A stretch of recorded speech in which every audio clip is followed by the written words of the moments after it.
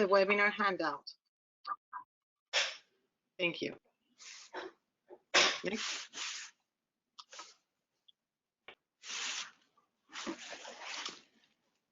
Good morning and good afternoon, and welcome to our webinar on the Native American resource collection of the Center for Parent Information and Resources.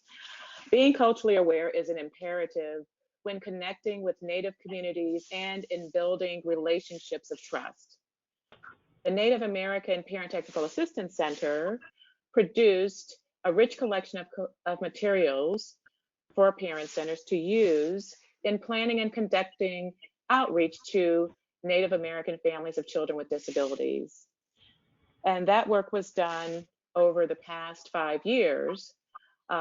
But now those resources are being integrated into CPIR's Hub Library so that they may continue to be a source of guidance and insight into Native cultures, values, history, current realities, and also in terms of the information and data that's available for you.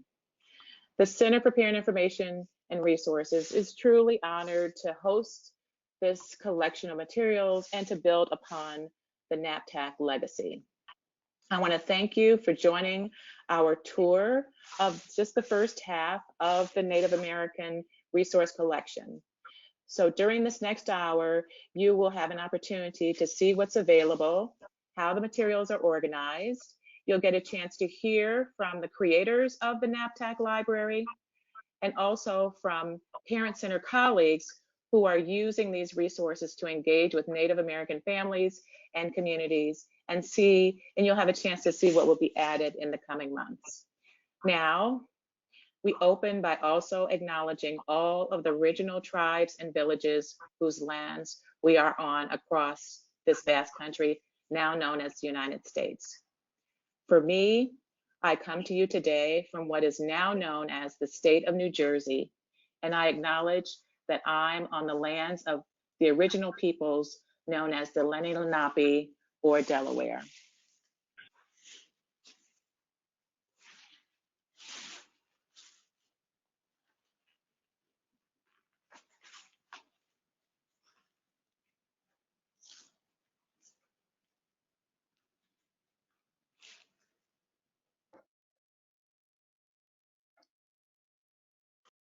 A story matrix connects all of us. There are rules, processes, and circles of responsibility in this world, and the story begins exactly where it is supposed to begin.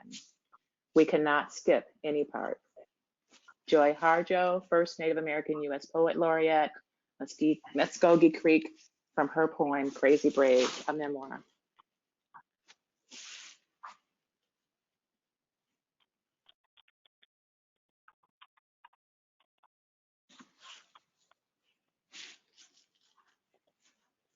And now we'll hear from Carmen Sanchez.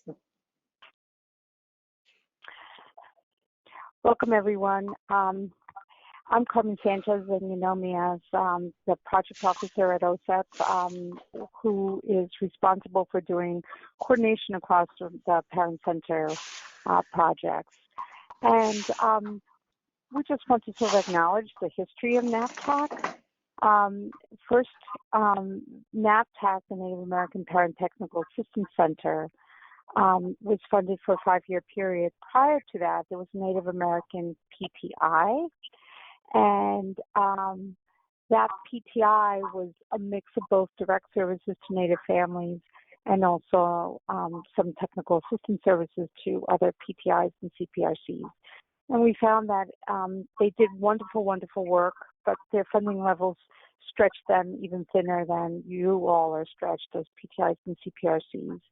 And we really wanted to make the work of serving Native American families integral to everything that the PTIs and the CPRCs do. That it is just part of the way in which you do business. And that's what led to the establishment of the NAPTAC. The NAPTAC's charge was to equip parent centers with the cultural knowledge and skills they would need to build trust and establish lasting relationships within Native communities and also to build a parent-centered capacity to conduct effective outreach to Native families within their service area. And we saw a whole lot of work happening around that, not just these resources that are going to be highlighted today, but work in order to directly with parent-centered staff throughout the country in order to be able to then have them do that kind of effective outreach. We think that this will continue to grow. It has now been woven into everything that the regional PTACs do, in addition to being a part of the CPIR's charge to make sure that these resources are kept and are acknowledged. So that's all part of what we do. I just want to sort of say that this is falling within the history of our commitment to serving Native American families. And so to acknowledge also the land in which we're on, the Anacostia River runs right through this part of Washington, D.C., and the name comes from the village of Nacotchtank, which was one of the largest villages here. So we're also on the lands inhabited by those Native people.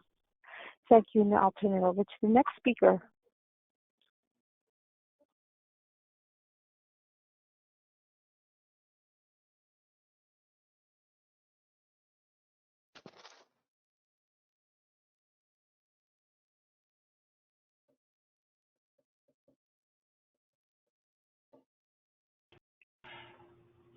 This is Lisa Cooper, and I've been really involved. Can you hear me? I've been really involved with integrating the NAPTAC resource collection into the CPIR website. And we have a commitment to host this library, which is terrific. And our commitment includes recognizing that there is a unique American Indian and Alaskan Native perspective of these materials. And you will be able to see that when you look at them and read them or visit the webinars. We are also responsible for updating the published print and video materials. We're very interested in creating new content on future topics for the future. And we will disseminate information broadly about this library to Native and non-Native groups. We are very committed to continuing to build the capacity of parent centers to provide culturally appropriate services to Native families who have children with disabilities. So we're very happy you're here today, and we hope you enjoy and take advantage of this very rich library.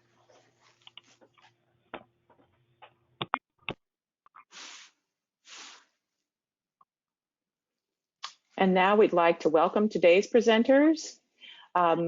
We'll first have Judy Wiley, who will talk to us about NAPTAC and give us a brief history. Then we'll have a tour of the Native American Resource Collection, and that'll be guided by Judy Wiley, who is the former program manager of NAPTAC, and Joanne Sebastian Morris, who was a part of their training and writing team. And then we'll hear some voices from the field. Jennifer Cole, who's at Washington PAVE, Alexandra Fogarty from Stone Soup Group, Kristy Moscato, who's with the Parent Network of Western New York, and Yvonne Sinziscali, who was formerly with the Long Island Advocacy Center and is continuing her work with families right now.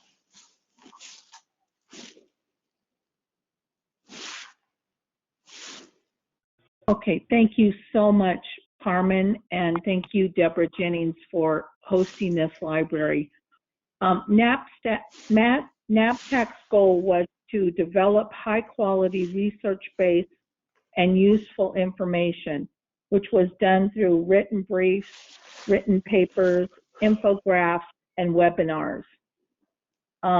We really had such high-quality products that one of the problems that we ran into early in the program was determining, was the information that we were developing, was it useful to parent centers? So what we devised within 3 years of the program is we decided to train parent center staff directly. And we did this in 2 years. We did our first cohort group, which had 6 members, and our second cohort group, which had 5 members. And they were parent center staff, trainers, and one of the objectives that we were having was to see if the materials that we were developing was actually useful to providing extended outreach to Native American families and parents that had kids with disabilities. So that was one of our goals, is to see if our products were actually making a difference out in parent center staff to increase their outreach to Native families. So we set out to do that, and we had a great first group of cohorts, and we developed a library at the same time of products that we feel were high quality. And so that's kind of the history of how we determined our goals and activities for NAPTAC. Next slide, please.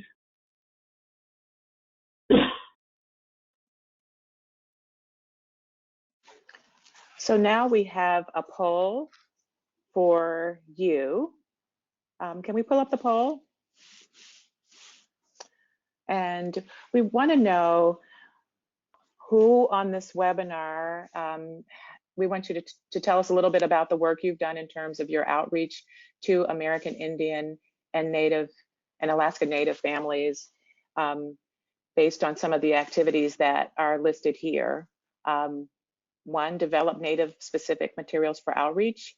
2, had an info booth or at a powwow or Native health fair, etc.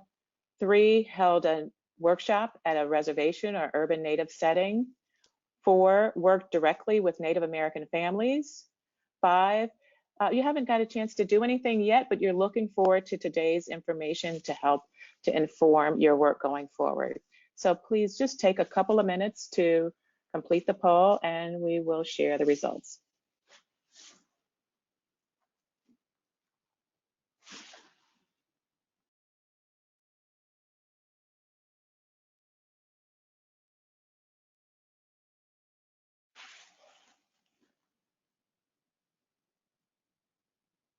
How are we doing with those responses?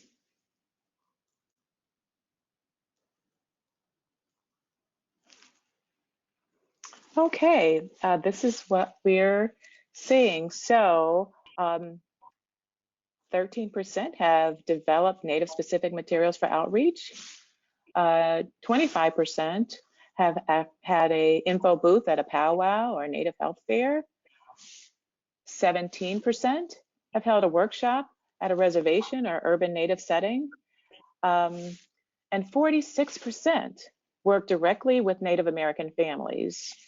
And then 42% of you are looking forward to today's webinar that we believe will help to inform your work with Native families going forward. Thanks so much for your responses. Next. Well, I get to introduce the structure of the library. And so this is kind of the foundation of how we developed the library. We tried not to just throw the products out there and say, well, this was developed first, so we'll put that out there. But we actually had a design structure. And so these are kind of the foundational things that we thought was important to think about when we designed the library is we wanted it to be able to support current and new parent center staff. Of course, you know, parent centers have the charge of outreach to Native families, so we wanted to make sure that the materials were user-friendly to you as parent center staff first. And then we wanted to recognize that there's going to be visitors to the library that have their own level of prior learning and research. Just like the poll showed, some people have extended and done outreach already to reservations and Native properties, but some of you may just be starting out of wanting to learn about the Native culture. And then lastly, we want to recognize that visitors to the library possess a a wide range of their own personal experience with Native American families and communities. So that's kind of the structure of what we went by when we designed the library. Next slide, please. And the actual structure of the library, this is actually how the content of the library is organized and how it's focused in the library. We know that research shows that when you're learning about another's culture, you kind of do that in tiers. So we developed the tiers of learning, it's called. And this is how the library's content is number one. It's our first tier is about just the general information about the culture of Native families. So that includes topics such as tribal sovereignty, what is tribal sovereignty, what is historical trauma. So it is tier one where you would want to start. If you're just starting on your journey of outreach to Native families, you want to start in tier one. And we call these must reads because if you're going to work with Native populations, you really need to start here and get a general background of the things that affect your outreach to Native families. So I'm going to just start in tier one. Next slide, please. Also, the tiers were designed with parent center staff, which means that we had set up the tiers and then we reviewed it with parent center staff to make sure that the materials were not only web friendly, but also user friendly. So this has been kind of tested by a group of parent center staff. So we click on, all you do is go to the top bar and then you click on, and this is what we call our landing page. This is the first page you will come to, and it talks about, you know, what's in the library. It has, it starts on a landing page, which is the first page you'll land on. And then if you go down to tier one, where it says tier one, it has the culture and background outreach, and tier two is outreach to Native communities, and tier three, which is has materials specific for certain populations of Native Americans. So it will have topics on working with Native youth, topics on working with early intervention children. And then tier four is going to have resources and additional information. Now, we're not ready to launch tier 3 or 4 yet, but they are in the works, hopefully in March. Then you will hit the NAPTAC story that talks about the story of NAPTAC and how it was funded and some of the priority areas we had. This is just so exciting to see all this material on here now. And then we just go down.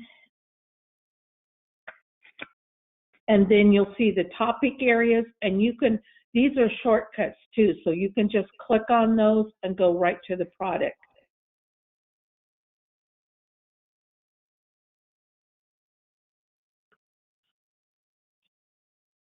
Thank you. And now, these are some of the topics within Peer 1. Historical trauma, our values, tribal sovereignty.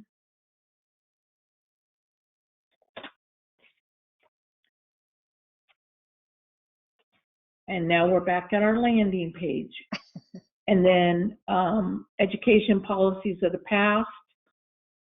So we have a lot of products in there, and so what we'd like to do now is hear from some of the panelists that have actually done the work of Native families and actually have been in our cohort group. So we have Jennifer Cole of Washington PAVE and Alexa Alexandra, from the Stone Soup Group in Alaska, and they have actually been in our cohort 2 group. And we'd also like to do a shout out to the executive directors, Tracy from Washington PAVE, Mary from Stone Soup Group, Susan from Parent Network in West New York, and Linda from the Long Island Advocacy Center, who have not only allowed but encouraged these ladies to continue their outreach to Native families back in their states that they're from. So what I'd like to do now is start with Jennifer Cole from Washington PAVE. Thank you. Thank you, Judy, so much. And it's such an honor to be reflecting on this incredible work that transformed my life, not only personally, but also professionally. And as Judy said, I am from Washington PAVE, and I currently serve as the Parent Training and Information Director. So with that, in Washington State, I just want to take a moment to acknowledge that I am residing on Indigenous lands. In Washington, we have 29 federally recognized tribes, along with several that are not. And they and many other Indigenous people are still here, surviving and thriving despite colonization and attempted genocide. They have been doing this since time immemorial, and I'm just so honored that I get to engage in this work. I'm reflecting on Tier 1, historical perspectives for working with Native families. And this tier is essential, it's rich, and it's really critical for our work as parent centers. Because not only is it important for us to be aware, but we have to be informed. And through that process, we're going to have to challenge ongoing implicit bias that intersects with the work that we do with our Native families. And so in this tier, I think what you'll find is that the webinar that was done provides essential historical knowledge and context for working with our Native communities. And it also has elements and activities such as a bingo game that helps not only review information that was contained in the webinar, but also build community among Parent Center team staff.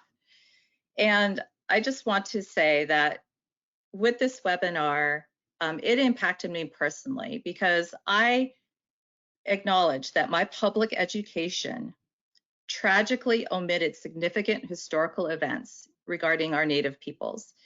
So when I say that, there's things that I did not know that I had to learn. And in that, I had to do unlearning. I had to challenge a lot of my own biases. I had to challenge some of the things that were taught to me. And it's ongoing. It's ongoing. And I understand that the history that was actually taught to me was through a lens that downplayed events and practices that have serious considerations and implications for parent centers today. So we have to be aware of these things. The webinar itself lays a foundation for our parent center teams, and it gives us conversation points that we as teams have to be discussing internally with each other if we're going to be serious about building our capacity to equitably serve all families, because that is what we're called to do. And so Tier 1 cannot be skipped. It has to be engaged with, and it's even better, it's more rich if you're doing it as a team with a shared commitment to equitably serve all families. And with that, I'm going to hand it over to Alex. Thank you, Jen. Hi, everyone. This is Alex from Stone Soup Group in Alaska.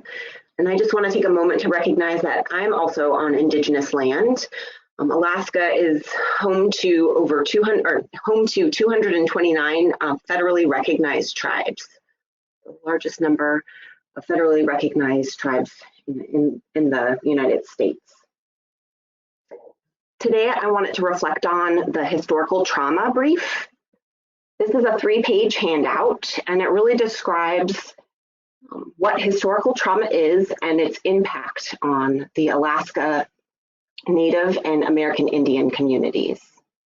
I think it's important for parent centers to have this understanding, to generate some awareness, and then also create a deeper understanding for staff. It creates context, as Jen was mentioning. And it's really important as we're working with families that we have that background information to be able to serve them and be culturally responsive. What I think I like most about this document is that it has actionable strategies for parent centers. There are a number of them that are research-based intervention strategies, but I think just for Stone Soup Group itself, we have been able to implement some of the strategies. One of them mentioned is mentors, so Native adults and youth who are mentors. So as part of our parent-to-parent program, this is an area that we've focused on and that we are actively recruiting Native parents to serve as mentors in our parent-to-parent program. And we have a specific training that outlines some cultural awareness and cultural responsiveness for our mentors as well. So just one example. Another is there's a strategy about encouraging adults and youth to talk about their experience and feelings.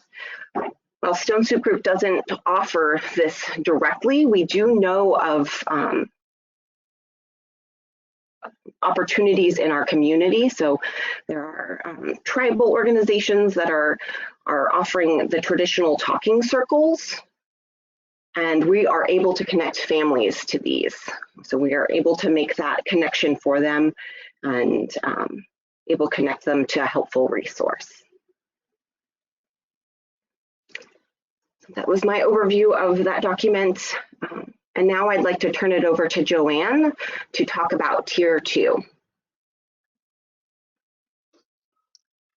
Thank you, Alex and Jen, for your heartfelt comments and for reminding us how historical events are so unknown to most Americans and that these historical events continue to impact Native families. And I appreciated the heads up too that a lot of the documents contain very practical, concrete strategies, which Alex's organization has implemented. Some of which Alex's organization has implemented, but we really tried hard to always give suggestions in our materials. We've learned that Tier 1 represents a learning phase, when one gains knowledge and understanding about a culture different than one's own. We move now to Tier 2, which represents an action phase, reaching out to that culture in person. In order to do that, parent centers need to know where and how to meet American Indian and Alaska Native parents of children with special needs, whether in reservation, rural, or urban areas. Tier 2 materials provide information about local and state organizations and federal programs. You see one of the federal programs cited there on the slide, Title VI Indian Ed programs. They're all across the country. And these programs the state and federal programs can help you to know where to begin or to enhance your outreach efforts. For example, one of the documents that's also in Tier 2 is a state Indian Ed contact list. Did you know that 28 states have an Indian Ed contact staff member at the State Department of Education level? These are great resource people and are usually very knowledgeable about the Native communities across the state and can share specific information about Native events that are occurring across the state. So you could go to them, set up a booth, etc. Again, that state Indian Ed contact list is provided to you in Tier 2. There are also materials in this tier that discuss cultural protocols. that are helpful for anyone who is outreaching to and introducing their parent center to Native parents and communities. Before we move on much further, though, let's take a look at Tier 2. Thank you, Lisa. So here's the landing page for Tier 2. And it again describes for you that, the intent of the materials in this section. And as we scroll down, you see that tribal sovereignty is a critical piece of information that we did talk about also in Tier 1. That's a topic in Tier 1, but here it's connected to outreach. So there is a webinar that talks about that, as well as and includes some worksheets with that. As we scroll down, yeah, the brief is there as well, and then some basic information that you need to know. And these are the what I was talking about, some thoughts on cultural protocols. So this is a good document for you. And the next one as well, introducing your parent center. And then a webinar on possible barriers and opportunities that's focused a lot on using the school system to assist you in reaching out to Native parents. And then again, education related, the federal Title VI Indian Ed program is an excellent outreach vehicle for you, because they have monthly parent meetings. And so that's a good place for you to make contacts. And continuing on down, and then this is an excellent document, reaching out to American Indian and Alaska Native youth with disabilities. It's rich with resources, 8 pages of information about where you can find organizations and groups that are working specifically with Native youth. And there's our state Indian Ed contact list.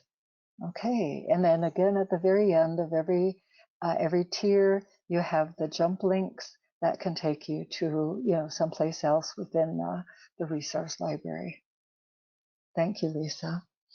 Now, because we were talking also about cultural protocols, I want to introduce to you 2 very knowledgeable and active women who are specialists in working with Native families and communities, and who are a popular training duo at conferences across their state. Their commitment is so strong, it's wonderful to see and to hear them.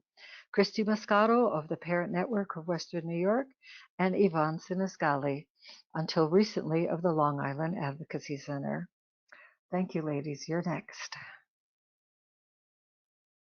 Okay, hi everybody. My name is Kristy Moscato, as Joanne just said, and I am the Outreach and Training Program Manager with Parent Network of Western New York. We're located in Buffalo, New York, right in between 2 different nations, the Tuscarora Nation and the Seneca Nation. And I'm going to briefly discuss the 3-page brief entitled Cultural Awareness and Connecting with Native Communities. This brief is really a constant reminder for me. I actually keep it in my notebook in my car when I'm heading to one of the nations to, for a meeting or an outreach event, or many of the different reasons that I attend there. First and foremost, I never, especially in the beginning, didn't just show up as a professional. I receive a newsletter of upcoming events that are happening on the nation. I went to their website and I got myself on the listserv to receive the weekly newsletter of everything going on the nation in the upcoming weeks. I've attended as a mom, sometimes bringing my family with me. My kids really had a blast attending their first powwow last year, which was a lot of fun for them. And while I'm there, I try and engage in conversation with as many individuals as possible. I then also use that newsletter that I get with the upcoming events, where I see different vendor shows that they're having, whether it be a resource fair, a health fair, There's several community baby showers. Both of the nations put on a couple of community baby showers per year, and I've attended those as a vendor. Over the past few years, I've made several contacts and have begun to build relationships. I was asked to begin attending a meeting, a particular meeting on vocational rehabilitation with the Seneca Nation. And, you know, prior to my first meeting that I attended, I did my best, really did my due diligence prior to the meeting date to learn who was going to be running the meeting, who was going to be in attendance, what their roles are, just so I had a better understanding when I first arrived. I've been attending that meeting for about 18 months now and was actually currently just asked, and I did accept, to be the co-chair of the Seneca VR Advisory Committee that meets quarterly. And I have to tell you that that relationship did not happen overnight. It's a slow process. The biggest part of building the relationships for me and growing them has been to always start by telling my personal story. I think that has helped to build trust with the individuals that I work with and that I communicate with on a regular basis. I always say I'm a mom first and foremost. My daughter has disabilities and mental health challenges. I've been scared. I've been overwhelmed. I felt steamrolled. You know, I've gone through a lot of the same emotions that a lot of Native American families have dealt with and are currently dealing with. I also had to take a step back and really be self-aware. I can be a fast talker, as Joanne and Judy can tell you, and I'm constantly reminding myself to slow down and to make sure that I'm listening intently. This process has taken a long time to grow. The relationships are getting stronger and stronger as time goes on. We've been asked to provide several trainings on the nations. I work very closely with the Salamanca City School District, which has 47% of their population is Native, and they have a liaison that is Seneca herself, and she works for the school district, and her and I work together to bring different trainings to that school district. We do them at the community center on the nation. We've done them at the Early Childhood Learning Center. And, you know, it really has been one of the most rewarding relationships is with this population for me. I highly recommend that, you know, as Jen and Alex said, that you definitely start at tier 1 and really have your staff and you yourself go through each of the modules, read through each of the briefs several times, watch the corresponding webinars, because you really will get a lot out of it and it'll be really, really rewarding. And as Joanne said, Yvonne, who I'm just about to introduce you to, and myself, we have done our trainings and, you know, in our state as well as, you know, in Baltimore, and we're hoping to speak at the national conference on parent centers in September. And we go to Philadelphia again in June this year, just to share our passion for this and the importance of reaching this population. But now I'm going to pass it on to Yvonne Sinisgali, who I believe is still currently a part-time employee of the Long Island Advocacy Center. Yvonne, it's up to you. Hi, thank you, Kristy. Yes, I am. I'm proud to say I'm still a part of the Long Island Advocacy family, even though it's in a part-time capacity. But it allows me to still continue to do this wonderful work. And I just wanted to thank you, Joanne, for your enthusiasm and your positive introduction of Kristy and I. Today, I just wanted to tell you a little bit about just Long Island in general. We have the Shinnecock Indian Nation, which is located at the eastern end of Long Island. And being a native Long Islander, as many of us may have worked and grew up in our regions, we don't always have all of the answers and the resources available to us. So this was very exciting with the development of all of the briefs and all of the information that you're finding today. I can just assure you and tell you that you will find a lot of wealth of information and facts for you to help develop the relationships and going out into the field and talking to the families. Over the years, I had participated and still continue to be a resource at a number of powwows at our Shinnecock Nation and various fairs that they have held throughout the year. So it wasn't just one particular event that we had made our appearances at, but over the years, as Kristy said, developing those relationships was really key. So prior to this brief coming out, where we didn't have a lot of these resources or information at our fingertips, much like the work that we do every day, we have to go and scout and look for that information ourselves. So what you'll find in Tier 2 and the brief, it's going to help you really get started. So prior to this, when you're looking for Native families, finding your nations and your tribes, looking for the school liaisons, as Kristy mentioned, your healthcare professionals, that seemed to be a really great segue for me to find and connect with our families. You're going to see that beginning relationships might be really tough. But as we know, as the work that we do as specialists, we kind of get through some of those barriers. But knowing some of the history that you'll find in Tier 1 will help put some of those pieces together, and hopefully some of the ideas or judgments that you might have known throughout the years are not true. Building the relationships will be based on mutual respect and trust. We know that many programs and services have come to the reservations, and we have come to find that many of them were promised information or services, and people have come and just gathered their data and they've left. So those connections very often have collapsed. And so the efforts also of one staff person, those people might have left. And so for the Native people, they've become a little weary of our big promises, and sometimes it doesn't pan out. So you might be met with a little bit of caution. So that's going to be very typical, and time and your reliability and your commitment to build the trust will be key. Through the briefs, which I love the most and I wanted to highlight a little bit, was that you will find a directory, which is going to give you contact information for each federally recognized tribe. You'll also see the 500 nations that you'll be able to identify by state, and then the maps of those regions as well. I would highly suggest calling the tribal office to get the name and address. Sometimes you might find some of that information on a website, but very often you will be making phone calls and also writing to the tribal leaders about your interest and how you can work with that community.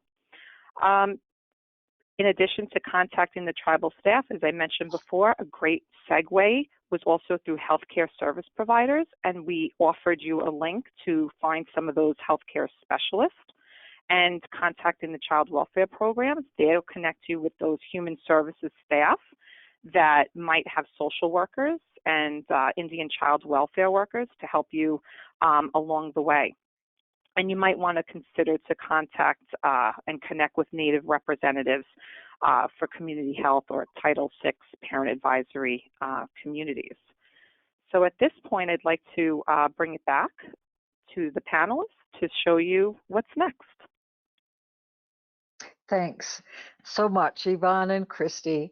You shared just incredibly valuable experiences and excellent ideas for outreaching to Native parents and for building relationships and trust. I really appreciated your including that word, Yvonne, because building trust is really important, and just hanging in there, staying committed, keeping your word. The just really valuable words of wisdom. Thank you so much, you two. Moving on to Tier 3. After someone has read about a culture, again gained that background knowledge in Tier 1, and after she or he has begun to outreach and interact with parents in that reservation, rural, or urban Native community, which was Tier 2, then they become familiar enough to recognize subgroups within that culture. One subgroup that NAPTAC wanted to emphasize, as did the U.S. Department of Ed, is youth. Tier 3 provides a wide variety of materials related to Native children and youth. For example, the library shares a document, as you see on the screen, describing how the very youngest, our Native preschoolers, are unfairly disciplined. 4 other resources detail how Native parents can address bullying and cyberbullying, as well as build resilience in their young. And we offer a unique American Indian and Alaska Native perspective on transition planning. These and other great resource materials will be found in Tier 3 once they're uploaded in the next few months. So this is coming soon, so we can't take a tour right now. Next slide, please. During the NAPTAC trainings conducted with Parent Center staff across the country, we developed unique worksheets and training activities. Some of these are introduced in our webinars. Tier 4 includes those worksheets and training materials, as well as a range of other resource lists, such as lists of Bureau Indian Education schools and of urban Indian centers. One valuable resource document that you saw on a previous slide, Reaching Out to Native Youth, I stated at the time, it offers 8 pages of descriptions of organizations whose focus is working directly with Native youth. A frequent visitor to the library will notice that this great resource can be found in Tier 3 on Native children and youth, as well as in this tier, Tier 4, covering resources and additional information. This is intentional on our part. We cannot know the knowledge or experiences each of you or a future visitor has about or with Native cultures and families. For example, it's possible for a visitor to go directly and exclusively to Tier 3 and then leave.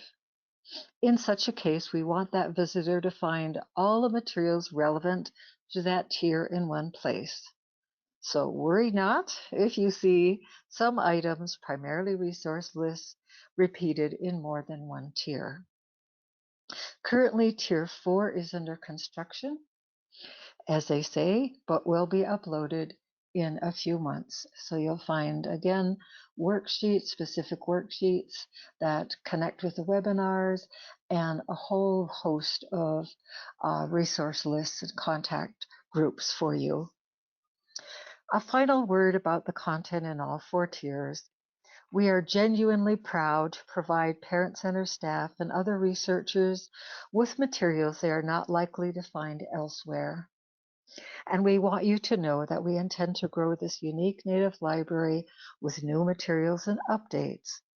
Providing you with relevant, culturally appropriate, Native-focused resource materials is CPIR's goal with this new Native resource collection.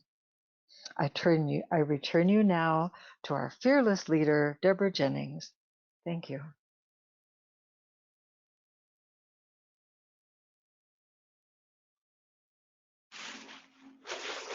And I am very grateful to you, Joanne, and also to Judy for the wonderful work that each of you have done, along with our CPIR team lead on this project, Lisa Cooper, to assemble this collection of really important materials for our Parent Center network.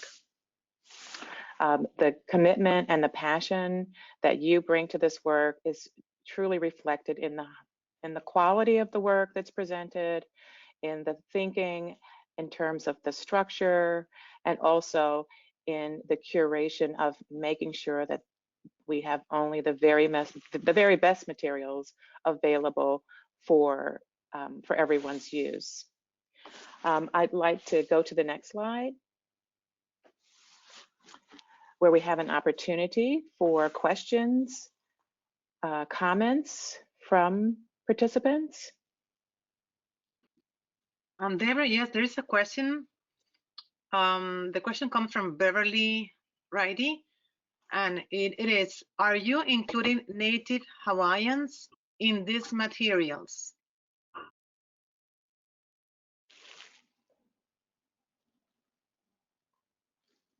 Lisa, Joanne, Judy, would one of you like to respond to that question?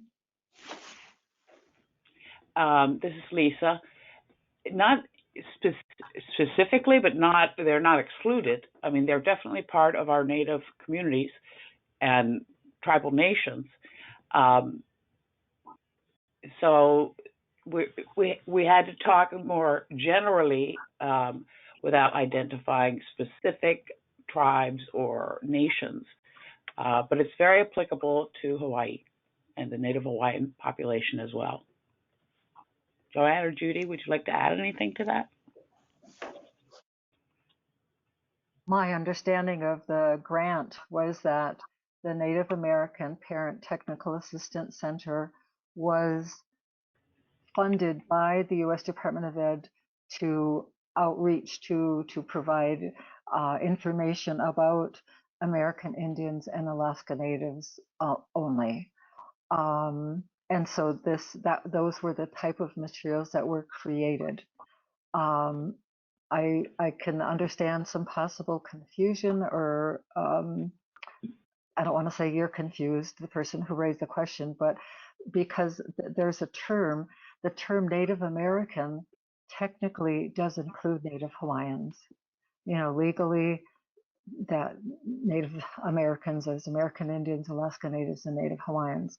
But the way the grant that this library is based on was written just to cover American Indian, Alaska Native communities. And this is Jen from Washington PAVE, and I would just offer, you know, as a parent center, I understand that this content doesn't necessarily cover the history with our Native Hawaiian community. And what it did, though, is help me get a footing in terms of historical trauma, in terms of learning about colonization and that just the process of that and what that has done to our Indigenous communities. And then it's also created a bridge for me to learn more when it comes to our Native Hawaiian communities.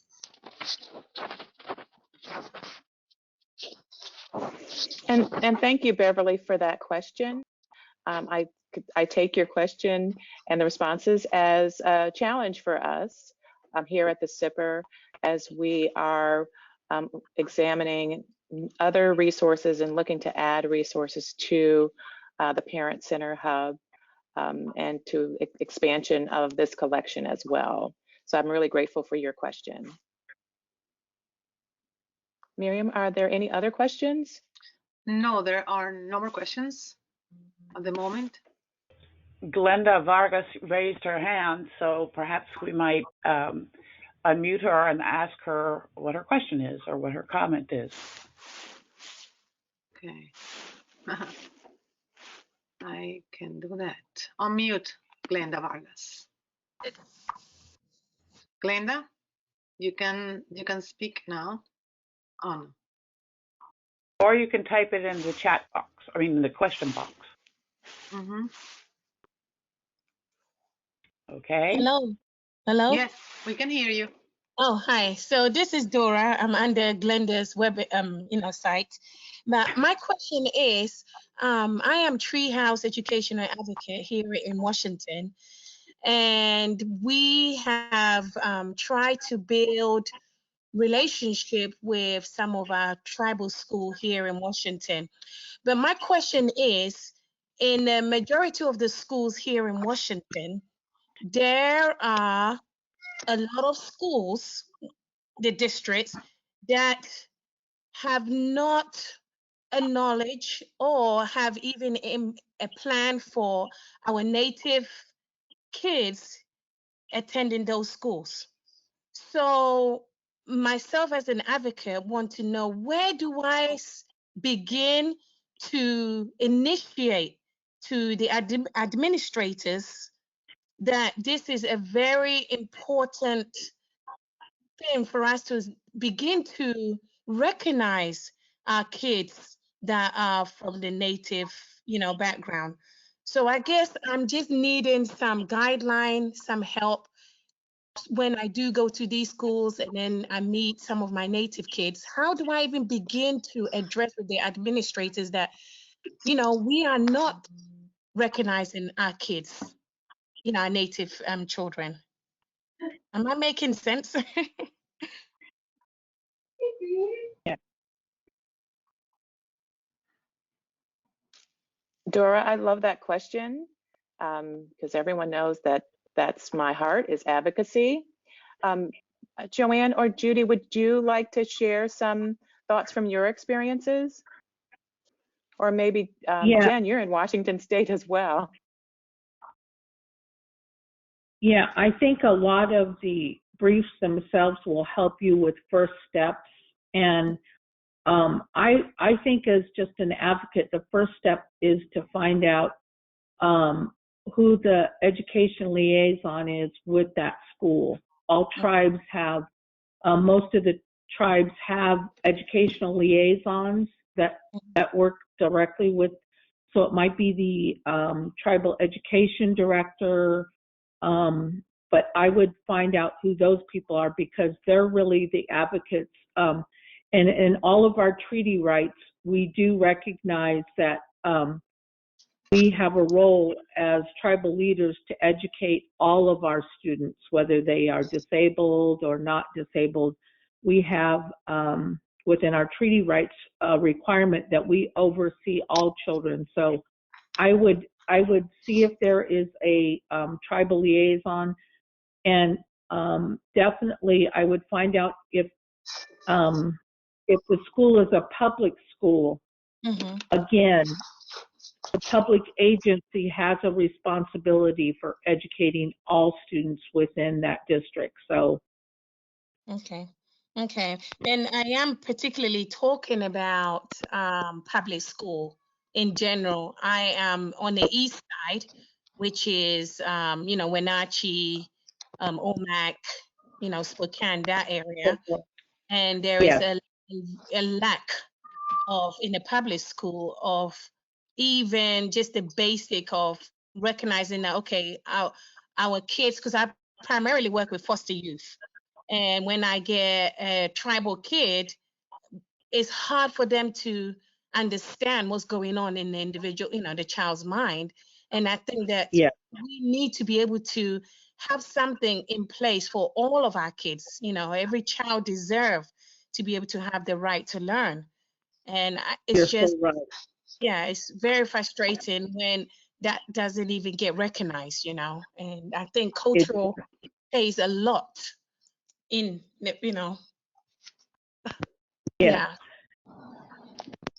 don't know if Jen has any other suggestions. Yeah, thank you, Judy. And thank you for raising that issue. And I am in Washington State. I happen to live on the west side, but our organization, PAVE, serves the whole state.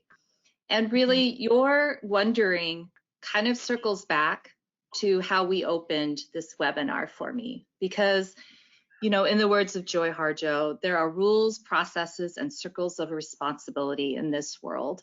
And for me, this is the bigger circle of responsibility that we have, which is much bigger than our parent center network, which is much bigger than, even the topic of disability. It's just us as even a nation acknowledging this, what has happened with our Native communities and our peoples.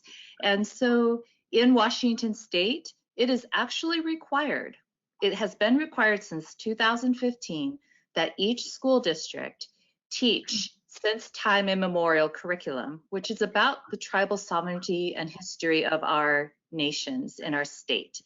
And furthermore, our districts are supposed to be partnering with our nations to implement that curriculum in a responsive way. So the more knowledge that we have and share and that we talk about this, the bigger our circle of responsibility goes. And so that goes back to our state education agency, which in our state is known as the Office of the Superintendent of Public Instruction, to, go back to say, hey, this is legislated, we're actually supposed to be teaching this. Why is this not happening in my community? And as a parent, I have spoken about that at length with my own school district. Fantastic, great idea. Thank you so much, because we are also contracted with OSPI. So I would definitely reach out. Great.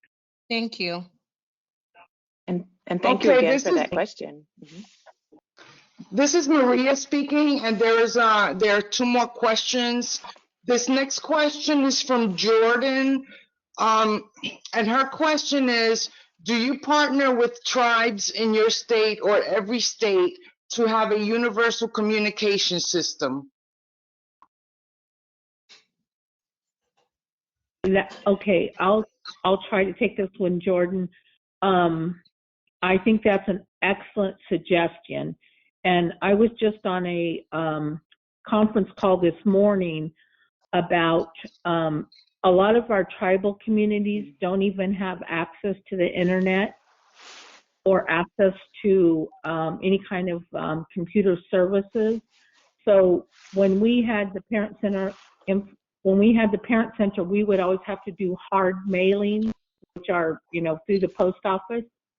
But I was on a conference call this morning, and there are now grants available for tribes and reservations to get internet into their reservations and tribes, which will help with their access to communication resources and accessing the same types of products that we do. So I can't answer it from a state level, but I can say that there is some movement to upgrade Indian reservations so that they can actually access communication a little more easier. I'd have to refer to some of our cohort group to see if they have dealt directly in their state with that.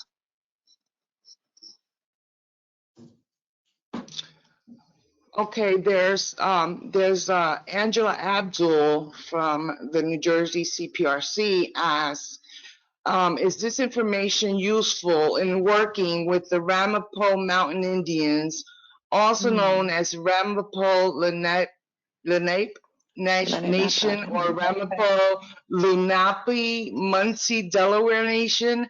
There are approximately 5,000 people living around the Ramapo Mountains of Bergen and Passaic counties in northern New Jersey, and Rockland County in southern New York. They were recognized in 1980 by the state of New Jersey as the Ramapo Lenape Nation, but are not federally recognized. We have worked with individual families.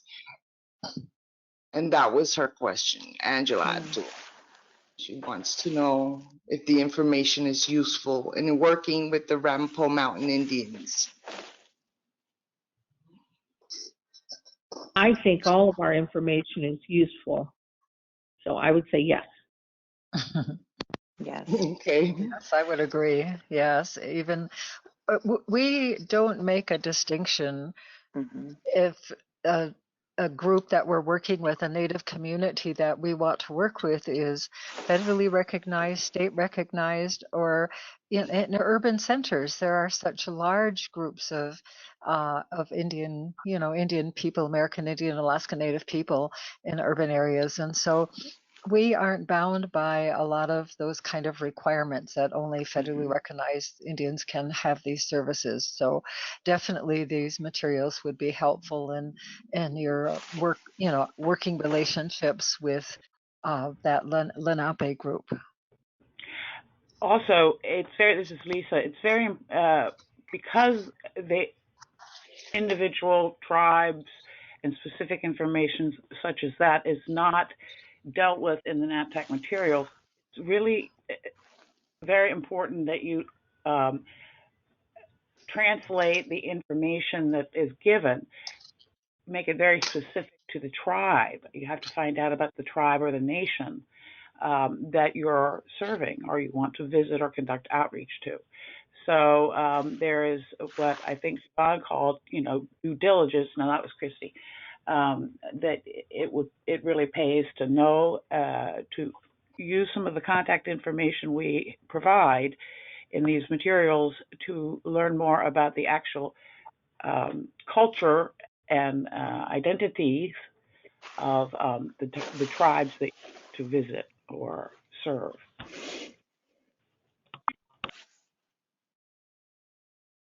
Yeah, and I think Kristy and Yvonne and Alex and Jen gave excellent ideas on how to get that process started.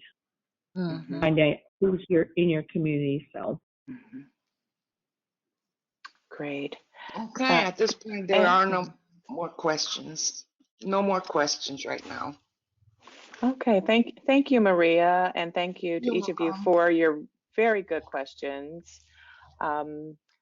We now would like to acknowledge, we can move to the next slide, that through your regional parent technical assistance centers, there are a lot of resources that are committed to what we call targeted and intensive technical assistance.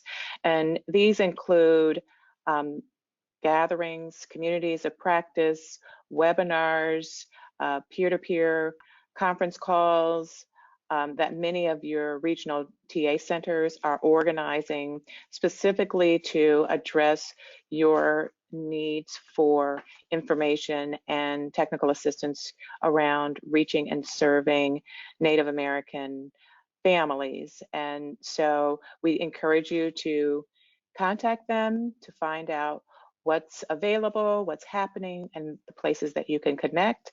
And we've listed here the TA centers for each of your regions, A, B, C, and D. You can also find this information on the CPIR Parent Center Hub website by going to our website and clicking on the drop-down menu for parent that says parent centers, about parent centers. Our next slide. And so with that, we are at 4:10, which is exactly about how long we thought this webinar would be. And we want to thank each of you for joining us in this tour today. We are looking forward to your diving in and using these resources, and also letting us know what you think, and sharing with us the way that they are helping you in terms of reaching out to American Indian and Alaskan Native families, particularly families of children with disabilities, and also the communities that surround and support them. I want to thank each of our presenters. Judy and Joanne are just wonderful to work with. They are so knowledgeable, and they are so deeply committed to this work, and have just made a significant contribution to our Parent Center Hub. We are looking forward to them continuing to lead us in this work. And I also want to thank our Parent Center colleagues who joined us today, Jen and Alex, Kristy, and Yvonne. We are looking forward to continuing to work with you also. And we want to give you a really very special thank you for not only your experience and your expertise, but for your passion and your commitment. And again, we thank you, we appreciate you, and we are so very happy that you have all joined us in this. So as you're leaving, please make sure that you complete our survey about this webinar, and it's a great opportunity for you to give us feedback on what you would like to see from the center in our work going forward. Thank you, each of you, and do have a wonderful day.